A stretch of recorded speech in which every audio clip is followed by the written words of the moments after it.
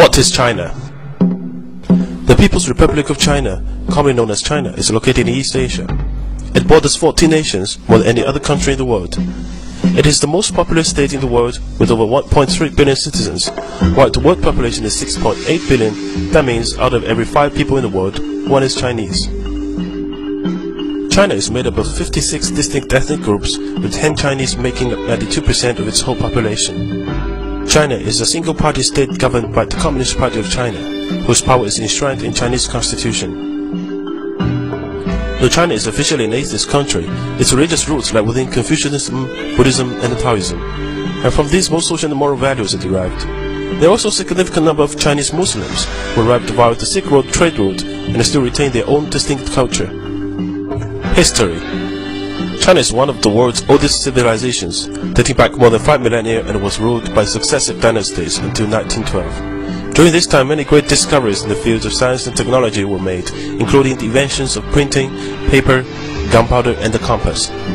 This period also saw the construction of many landmarks, such as the Great Wall, which stretches over 4,000 miles, equals to 30 return travels from London to Paris.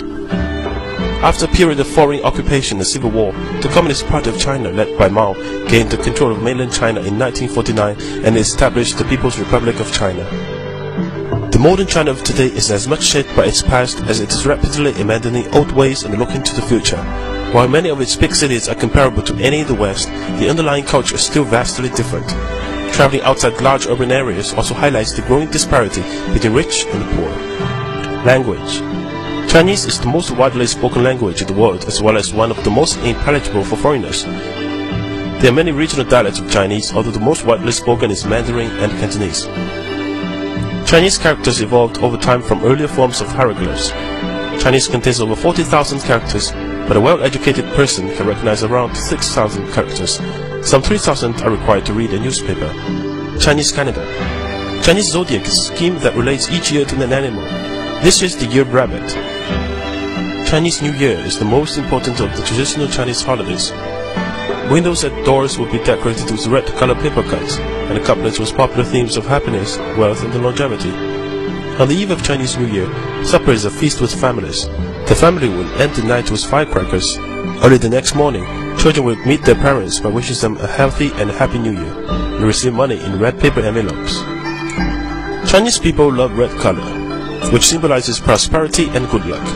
The period around Chinese New Year is also the time of the largest human migration, when between 150 and 200 million migrant workers in China bring home their earnings and go to have reunion dinner with their families on Chinese New Year's Eve. Youth. Most married couples in China are subject to the one-child policy, which was introduced in 1979 to curb massive population growth. It is believed to have prevented more than 300 million births since then. Another consequence of the policy has been the emergence of so-called little emperors. A generation of self-centered consumers has developed. While the Chinese education system has rapidly developed, there remains a heavy emphasis on passing exams. The upshot of this is that exams dictate the curriculum.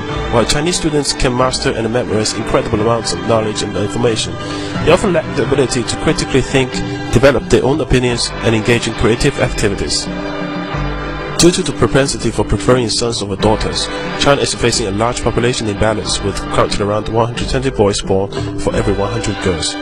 By 2020, there will be 30 million more men than women. Economy. Since economic opening up and reform policy began in 1978, China's economy has grown 90 times bigger and is the fastest growing major economy in the world. China's annual average GDP growth is predicted to be 9.5% for the period of 2011 to 2015. It is the world's largest exporter and the second largest importer of goods.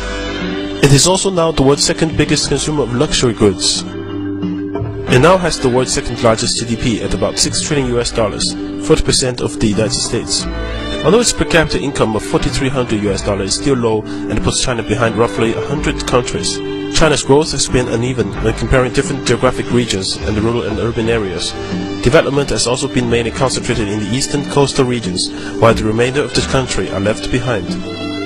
In the past decade, China's cities expanded at an average rate of 10% annually, a scale unprecedented in human history.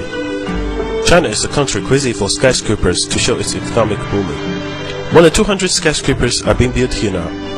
Within the next 3 years, there will be 1 skyscraper completed every 5 days in China, which will make the total 800 in 5 years' time, 4 times as many in the States.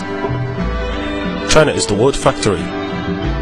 1 out of every 3 household appliances, 3 toys, 2 pairs of shoes, 2 shirts are made in China. It has now become the world's largest energy consumer, but relies on coal to supply about 70% of its energy needs. Leading Chinese environmental campaigners have warned that water pollution is one of the most serious threats facing China now. Yet with $34.6 billion invested in clean technology in 2009, China is the world's leading investor in renewable energy technologies. China produces more wind turbines and solar panels each year than any other country in the world. Food.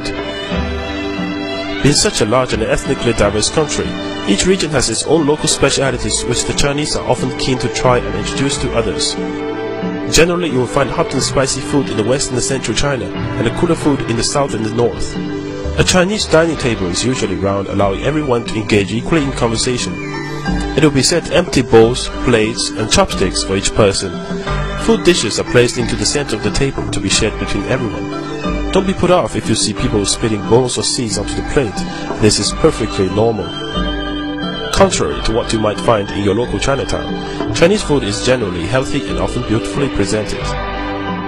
Texture, flavor, color, and aroma are key considerations for all Chinese cooks, even above nutrition contents. Chinese dining is about showing respect and hospitality for the guests, and is often used as an extension of the boardroom. Heavy drinking is often part of doing business, and it is expected that you will keep up with the others. If you do not want to drink alcohol, make it clear before you start. Core concept. Face. 面子. The concept of face can be loosely described as someone's social status or reputation in the eyes of others. Throughout the Chinese person's life, it must be maintained and enhanced through giving to and receiving from others in both words and actions. It may be something as small as who gets in the lift first to the awarding of a multi-million-dollar contract, but without it you will have very little power or influence. To make someone lose face or even unknowingly is a huge design, and it could mean the end of a relationship. Connections. 关系. 关系 literally means connections or relationships, and essentially boils down to exchanging favors. You scratch my back, you scratch yours.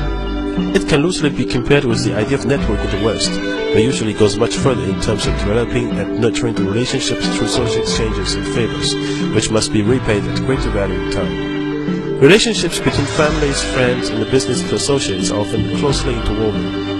In such an environment, issues of corruption are not uncommon, when guanxi obligations take precedence over normal rules or laws.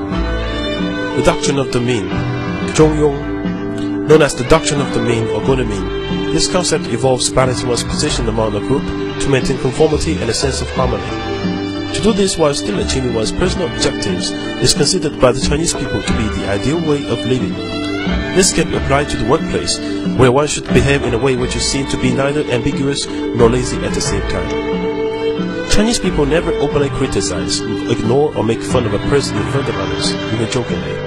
When discussing individual performance, they always emphasize good points before bad ones. Differences. Chinese people may ask you personal questions or make observations about your age, income, religion, or appearance, but don't take it personally. Likewise, Chinese rarely say please or thank you, as it is seen as a necessary formality between friends or family. In a Chinese meeting, often only the most senior attendees will talk, and all questions should be directed to those people. Silence is not a sign of weakness in China. Often the unsent message is more important than what is being said verbally. To be successful in China requires different ways of thinking. A famous Chinese historian professor put this well. The Chinese people are frank yet tactful, honest yet sophisticated, suspicious yet gullible, unscrupulous yet loyal, advocate etiquette yet often appear unmannered, stand for the golden mean yet are extreme, value the quality of being thrifty yet like to parade their wealth, maintain traditions yet love to chase modern fashion, believe contentment brings happiness, yet often daydream about becoming overnight millionaires. Believe the word of the fortune teller, yet lack affiliation to any religion. This is China, one big contradiction which refuses to be placed in a box. In China, you will find all extremes, but that's all part of the challenge and adventure of doing business here. Be patient and have fun.